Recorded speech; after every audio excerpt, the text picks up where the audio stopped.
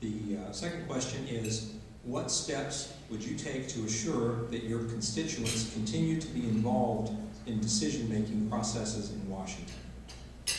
And we'll begin with Brad. What I've been hearing as I've been going around the district having town halls is that people desperately want someone in Washington who represents us and who's working for us. When I started a small software company out of surgical residency, we hired really good people to work in client services because I knew that my kids would not eat unless we had happy customers. So if there was a problem, we had people who were there to identify the problem and bring it to our attention so we can fix it. My job as your representative is to go to Washington and to be the watchman on the wall. Is to send honest communication into your mailbox, not talking points given to me by the administration or by Nancy Pelosi. An honest communication that says, hey folks, we have a problem here and I need your help. Because that's my job. I'm up there to represent you and our interests, our community. When you look at the way that Washington operates today, it's not pretty. You've got a bunch of 20-something-year-old political science graduates running around this city called Washington, D.C. with talking point memos, saying what they are told to say. They don't think, they have no real-life experience, and my opponent is a good man. I commend his 22 years of public service, but he has divided his life between the ivory tower and the marble halls. We need real-world experience. We need people who've had to make payroll. We need people who understand the cost of what our government is doing to our communities.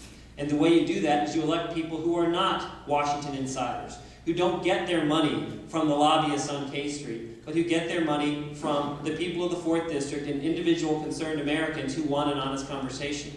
And in that honest conversation, that responsibility, my responsibility, is to say, these are my concerns. This is what's happening. This is what Washington is trying to do for us, and I need your help. Because I, as a single individual in Washington, can't change anything. When I am representing 100,000, 200,000, 300,000 active and engaged 4th District constituents, together we can melt the Capitol Hill switchboard and do what's necessary to take our country back.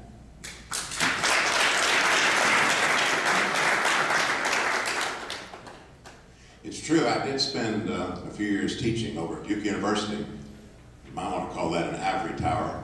What I say to people about that is, though, if you think academia is never land, you ought to try politics for a while. There's a lot of kind of illusion and a lack of reality, certainly in Washington and in our politics. And I think what you have found me do, and what you will find me doing, is to try to cut through that, to be present, to be around this district, to be available in every imaginable way. And there's nothing I do more of than visit the workplaces of this district. The workplaces, large and small. I've visited many of your workplaces. We always have a town meeting in that context, talk about the issues of the day. And usually we talk a little bit about the company's issues, but then we're often running with the citizens who work there, talking about the challenges they face here in this district in their daily lives.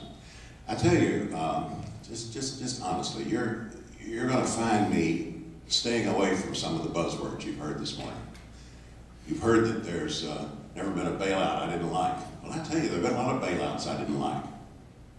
That doesn't mean I had the luxury of pretending that I could stand above it all and just let the financial collapse occur.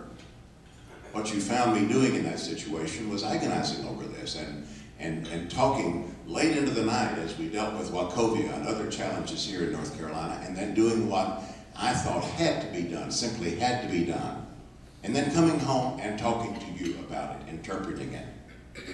But you didn't hear me using a lot of cliches and a lot of buzzwords, and you're also not going to hear me denigrating politics and politicians. You know, our job in this country is to make politics work for us, work for all the people. Politics is an instrument of our common purpose. I learned that in the civil rights days, and you will never hear me disparaging politics. There's a lot of kind of illusion and a lack of reality, certainly in Washington and in our politics.